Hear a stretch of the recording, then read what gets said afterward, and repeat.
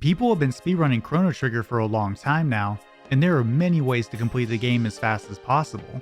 Times these days go down to just over 2 hours, taking advantage of many glitches and exploits to make that happen. It wasn't always this way though, as back in the day, the run went through most of the main quest with no skips and only minor tricks. However, it wouldn't be long before that changed, and the Chrono Trigger speedrun was made completely unrecognizable, all thanks to one person. In this video, I want to take a look at the person who revolutionized Chrono Trigger speedrunning and the glitches that set the foundation for what runs of this game look like today. In the early 2000s, there were two big communities at the time working on the first Chrono Trigger speedruns: Speed Demos Archive and Task Videos. SDA had a community focused around speedrunning in the way you're probably used to, people creating strategies and then performing them in real time on original hardware. Task Videos features players who use various tools to play a game frame by frame in an emulator, optimizing in a way humans are not able and seeing times that otherwise would not be possible. These are known as tool-assisted speedruns, or TASs for short. In 2005, both sites had people trying to work on a Chrono Trigger speedrun, with a user named Duelists nearing the completion of his task later that year. He ended up getting stuck on the final fight with Lavos as he wasn't strong enough to finish it, but another user by the name of Marshmallow was there to continue carrying the torch. He was already known on SDA for his runs of other games such as Jet Force Gemini, so it wasn't surprising that Marshmallow started planning out his Chrono Trigger run that October. By the end of the month, he completed his run with a time of 4 hours and 56 minutes, a great time considering that the game takes well over 20 hours to beat casually. For those who don't know what a playthrough of Chrono Trigger looks like, you should honestly stop watching here and go play the game. It's really good. Anyways, the story takes the main character Chrono through several eras of the game's history, recruiting companions, fighting monsters, going to jail, and discovering that there's a planet-devouring organism named Lavos that the game's cast needs to beat. Lavos can be taken on as soon as you reach the end of time after getting Robo in 2300 AD, but is completely optional and strongly discouraged. With that in mind, there's more than one way to actually reach and fight the final boss in this game, but going there and fighting it after most of the main scenario is complete would be the safest method. Coming back to Marshmallow's record, most of this run can be chalked up to a faster casual playthrough, but there were several money and experience optimizations to keep grinding at a minimum. After the game's main quest, a few of the in-game side quests were started to either grind up characters or get equipment to survive the rest of the run. Marshmallow even completed most of the Black Omen, just shy of reaching the end. The strategy for defeating Lavos ended up being what you'd expect. First off, the Epoch was used to skip the outer shell fights and go straight to the core, then Magus, Luca, and Robo's Omega Flare Triple Tech was used to deal massive damage. Combine this with that equipment I was talking about to stave off damage, Marshmallow had an easy win at the end of the game. Around the same time as this run was posted, a user named Hero of the Day on Task Videos was working on a Chrono Trigger task, finishing what Duelists started months before. In just a few weeks, Hero was able to plan and complete a task with a time of 4 hours, 21 minutes, and 11 seconds. While this wasn't much of an improvement over Marshmallow's run and resembled even more of an optimized casual playthrough, Hero was still one of the first people to work on a Chrono Trigger task and complete it, a huge accomplishment for its time. This run opts to make Magus the main damage dealer, with most of the grinding taking place in Giant's Claw to make this happen. Then, by hasting Magus, using his powerful spells, and taking advantage of the Doomsicle weapon that gains power when party members are dead, Hero made quick work of many of the bosses in this run. Both SDA and Task Videos were excited that a Chrono Trigger run was complete, and for a time, most people were content with that. Marshmallow wanted to work on other categories, but for the next year and a half, things would stay quiet for the game. That is until one morning in March of 2007. In a thread on SDA, a user named Molotov would post that a Japanese player had completed a playthrough of Chrono Trigger in 3 hours and 49 minutes. If this claim were true, then Hero's tasks would have been beaten by a whopping 22 minutes. When it came to RPG speedrunning, the Japanese community was active in performing time attack runs and logging their detailed notes on a site called ultimagarden.net. These notes serve as a sort of report for players' accomplishments, and the site even has their own leaderboards to show top times. The community over on SDA had been aware of this site since at least early 2006, and kept a thread called Fast Japanese RPG Times up to date with the latest findings. This news quickly made it over to Task Videos, and both communities were losing their minds over this claim. As for the runner who caused this stir within the RPG speedrunning scene, his name was Anichi. Over the next few days, runners on both sites were attempting to translate his report, trying to see what strategies he used in beating the game so quickly. It wasn't as easy to translate text accurately in the mid-2000s, and with only a primitive version of Google Translate available, runners were left guessing as to how Anichi achieved his time. People were quick to point out that several of the strategies used match up to what Hero did in his tasks, being mostly the same until the grind in Tyran Castle in 65 million BC, but people couldn't see how Anichi was able to survive the final fights and save that much time. Unfortunately, there was no video to accompany this run. While the report was validated by Ultima Garden and posted to their leaderboards as if it were legit, the Western community had their doubts as if this actually happened. Thankfully, they wouldn't have to wonder for long, because just over a week later, Anichi would create an account on both Task Videos and SDA, and over the next month, he'd answer questions about the strategies he used to beat the game. He confirmed that not only did he follow some of Hero's strategies, but Marshmallow's as well, adding to his own and stating his run wouldn't be possible without them. However, there were some major differences that saved him time. First, he wasn't getting the epoch before fighting Lavos in 1999 AD. This would be a considerable time save, as several parts of the main quest could be skipped to fight the final boss. The only problem was that Lavos' outer shell needed to be defeated. The outer shell is a multi-stage boss rush that goes through several of the bosses fought throughout the game, all ending with a fight against a unique boss that has devastating attacks.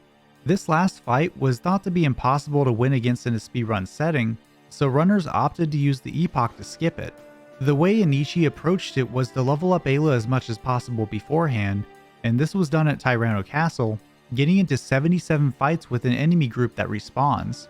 That sets up Ayla to not only get her most powerful techs such as Dino Tail, but also have her reach level 34 before the Lavos fight. In order to survive many of the powerful attacks from the last 3 fights, including the opening attack from Lavos' core, Anichi opted to get the Green Dream from the Sunken Desert side quest. When this is equipped, it allows the character to auto-revive once when they die. When it came to the Lavos core, equipment was used to get Ayla's HP very close to the maximum possible. Anichi also used a barrier on Ayla to reduce the damage received, so that even the most powerful attacks couldn't kill her. I did mention that Dino Tail was one of her key techs, which happens to have a damage modifier corresponding to how low the user's HP is. With her HP constantly being close to 0, she deals a massive amount of damage with each use, carrying Anichi through the fight. While Anichi was explaining all of these strategies to the Western community, he also mentioned something very important. He was going to record his run and send it to be verified and uploaded to SDA, and about a month later in April of 2007, he delivered on his promise.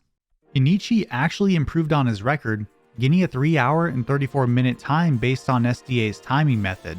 Most of the strategies were the same based on what I mentioned, but with a few optimizations here and there compared to his Ultima Garden report. Back on Task Videos, Hero was starting work on an improved Chrono Trigger task that would include some of Anichi's new strategies. However, just after 10 minutes into the task, Hero was falling behind Anichi's run. The reason for that is because of version differences between the U and J versions of the game. The Japanese version of Chrono Trigger has much faster text printing than the English version, so while Hero could improve his time by a lot, there still would be a lot on the table in terms of time save. That discussion happened over a couple months, and while it was happening, Anichi was giving some advice to Hero on how to improve his run. To take it one step further, Anichi even started looking into boss fights on emulator and creating task-oriented strategies for the community to see. At this point, Hero was losing interest in doing another Chrono Trigger task, focusing on other games such as Super Metroid. So after seeing these strats, Hero was not only impressed, but also confirmed something he was thinking for some time. What if Anichi could take up the mantle and do the task instead? Anichi was thinking about making a Chrono Trigger task for the last couple months, but wasn't sure until he saw the encouraging words from the task videos community. So in August of 2007, Anichi started work on a task of the game's English version that would be his test run, but it wasn't long before Anichi started to break the game in a way no one had ever done before. First off, Anichi found an encounter skip at the top of Truce Canyon in 600 AD, bypassing the encounter trigger through precise movement. Runners go through this area multiple times, and it's estimated that the skip saves at least 50 seconds overall.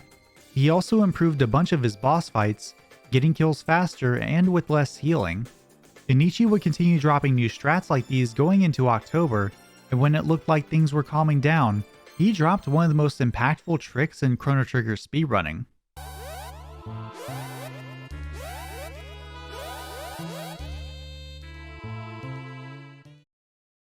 When you leave a screen, there's a fade out that happens. If you open the status menu and close it during that fade out, you have a few frames that you can move before needing to menu again. This is where things get weird. The game still has you anchored to the original room where the fade out happened, but you can navigate other rooms in this state as long as you maintain repeated menuing. This is called the fade out glitch. One of the most notable things you can do is trigger an event and set a flag as if you completed that event. If that happened and you stopped doing the fade out glitch, it would put you back where the fade out happened and actively transition you to the room you went into. Since you set the flag for whatever event to be complete, you'll be able to skip it entirely. This was completely game breaking, and Anichi quickly found it can be used to skip the Guardian fight in 2300 AD, the Zombor fight in 600 AD, and the Nizbel 2 fight in Tyranno Castle. As Anichi kept testing the fade outs, he found that they could be used to skip many bosses and cutscenes throughout the game. There were some limitations though, such as an attempt to skip Lavos' shell in 1999 AD failing because the transition to the inner core wasn't active. This next trick was something that Japanese players already knew about, but it wasn't as impactful for the JP version of Chrono Trigger.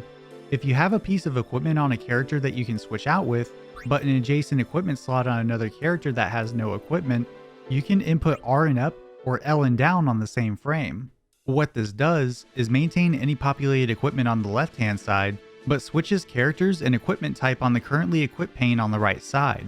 This gives you access to the left hand menu to equip something, and the thing here is even though something is displaying in the equipment list, the game doesn't actually have anything there.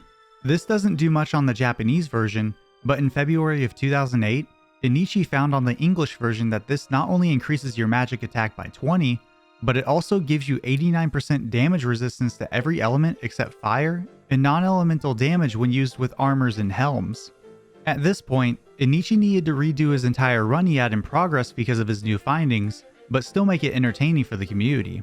Using fade outs to skip bosses in different cutscenes were slow and unappealing to watch, and this sentiment was shared in the Chrono Trigger task thread. So Anichi opted to not use the fade out glitch, saving it for another run that would aim to complete the game as fast as possible, with no consideration for entertainment value. On March 30th of 2008, Anichi provided the task videos community with his input file and stated that his final time was 3 hours, 13 minutes, and 35 seconds, over an hour and 7 minutes faster than Hero's published run.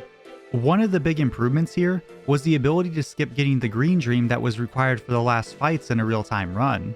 At the beginning of the Lavos core fight, Anichi found that there's a very small window to put a barrier on Ayla before the first attack that would normally wipe the party. This removed the need to complete the Sunken Desert side quest, and as a result, Lavos at 1999 AD could be fought much earlier than initially thought. Now, given that this was a test run and Anichi had plans to improve on it by making minor optimizations, he never officially submitted it to task videos for publication. He didn't feel as if it were the quality the website deserved, so he was quick to start improving on the run. However, Anichi would make yet another discovery that would shift his focus to another way of beating the game.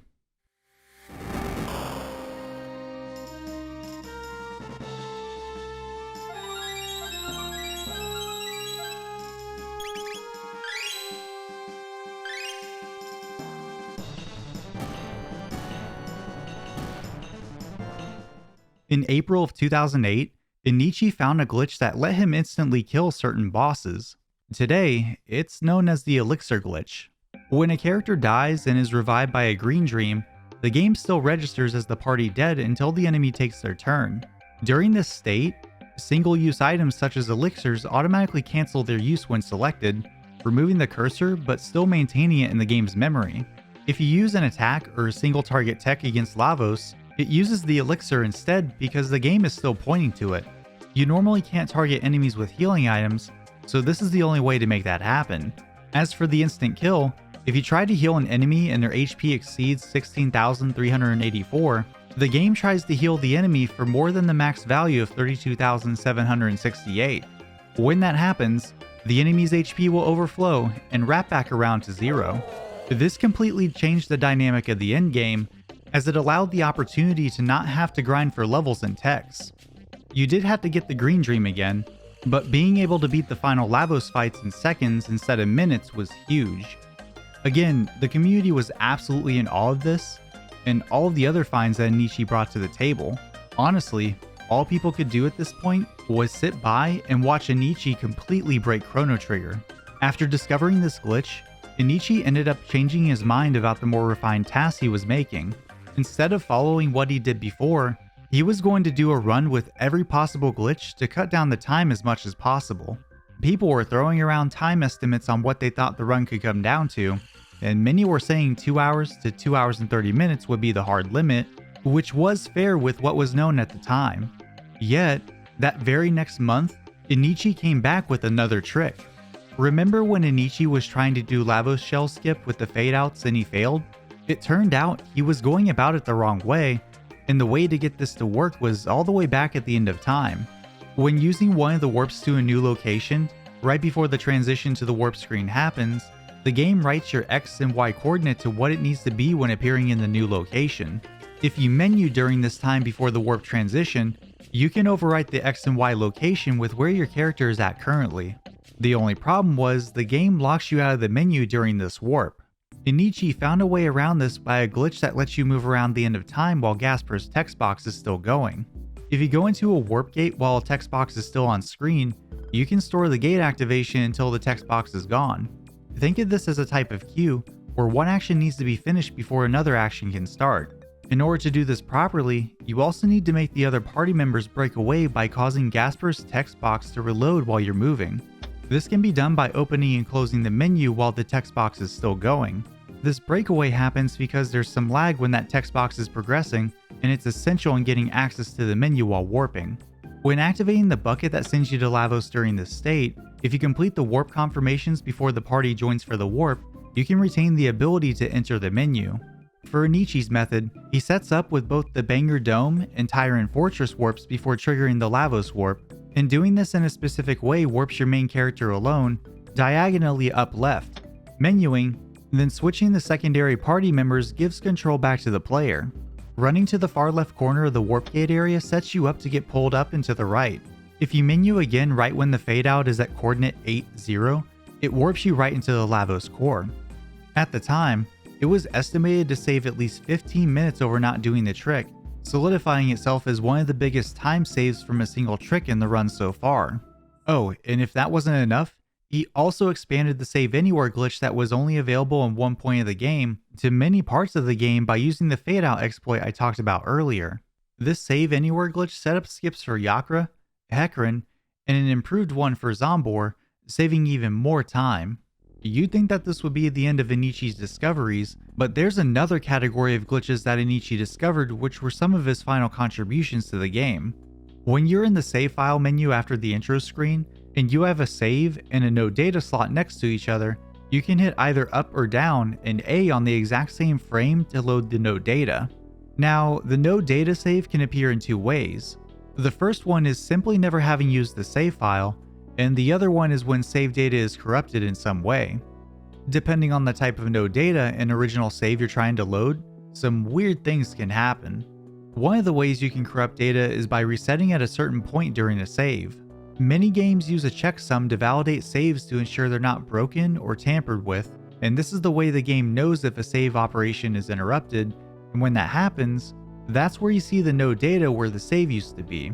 If you load a blank no data using a regular save, the game just crashes. If you load a corrupted no data using a New Game Plus or regular save, the corrupted save's data will be loaded, and if you load a blank no data file using a New Game Plus file, some really strange things will happen. The SRAM's default value of 96 before a save is made will populate in various memory addresses when loading a save in this way. This includes things like character stats, levels, and things in the inventory. This also lets you equip incorrect weapons, such as Chrono or Marley being able to use Ayla's fist weapons. Because of these changes, you'll see damage numbers like these. Having this knowledge in his hands, Anichi pivoted from making an any percent task and made a New Game Plus task that would once again leave the community speechless. In New Game Plus, you can take the right side teleporter at Luca's demonstration straight to the Lavos fight, and with these new glitches, Anichi was able to wipe the floor with every encounter without prior preparation. That's how on October 10th, 2008, Anichi submitted a New Game Plus task with a time of 6 minutes and 42 seconds, beating out a run he did the year before by over 2 minutes, which only had minor optimizations over the one before that. 8 days after this, Anichi also found you could duplicate items through save corruption and loading of the same file. You start by having 2 separate files of the same playthrough, and over 3 instances of saving, you can move items back and forth in the place of empty or null slots. By resetting at a specific point where the item space is updated but not the quantity, the items will move to the new slots, but the quantities will not be updated. If you do this specifically where some item spots are updated with both item location and quantity, you can give empty item slots a count higher than 0. From there, resets at other precise times are required when finishing the duplication to stop the save operation at different spots. To simplify, this can move multiple items over empty slots, giving you 4 when you start with 2 items, 8 when you start with 4, and so on. If you thought things were broken before, things get completely insane from here on in. If you have 98 of the same type of equipment in your inventory, such as helms, the inventory overflows, allowing you to access different parts of memory past the inventory. These are things like cursor movement limits for characters and equipment, as well as configuration settings. There's a ton of tricks that can come out of this, such as the ability to summon a character from one of the out-of-bounds character slots. For example, if you equip character slot 24 with a wooden sword which has an ID of 01, then that summons Marley, who also has an ID of 01. These discoveries would take us into May of 2009, when Anichi submitted his final task that made a complete joke of the test run he made just over a year ago. This task would come in at an unbelievable time of 21 minutes and 23 seconds. And yeah, I probably sound like a broken record at this point, but honestly I can't begin to express how monumental this was back in the day. No one at this point had implemented save corruption like this in their tasks, and Anichi was a true pioneer when it came to these strategies. Oh, I forgot to mention, there was actually one last thing that Anichi found when doing this save corruption. If you reset at a very specific subframe after saving and reload the corrupted data, you can actually control if the character's overworld X or Y coordinate gets overwritten during the save operation. Funny enough, some of the game's endings correspond to overworld coordinates. Through saving in a few spots and doing resets, you can set your overworld coordinates to F000, which is the location of the game's new ending. Anichi made a test run with this around the same time as his 21-minute run, but never submitted that one to task videos, likely because of using a modified version of SNES 9X that supported subframe resetting. Anichi's 21-minute run would actually be voted as Task of the Year in 2009 on Task Videos, a very well-deserved achievement given all the work put into breaking Chrono Trigger. After this accomplishment, Anichi would slow down on his posts, only occasionally giving feedback in the task thread to newcomers, but even then that would begin to stop. His last post online would be back in 2015, sharing a task to crash Chrono Trigger as fast as possible that he made years ago. Moving forward to the present day, runners found ways to make use of the glitches Anichi discovered, building on what was a very solid foundation. Categories such as any percent with LSS and without LSS, along with save corruption, wouldn't be where they are today without him. That isn't to say that there weren't others who contributed to the progression of Chrono Trigger speedrunning, as people like SNES Warrior, Red Slash, and many others put in a ton of work to move the community forward in the last 10 years. However, Anichi will always be known as the man who completely broke Chrono Trigger speedrunning. Stay hydrated, folks, and thank you so much for watching.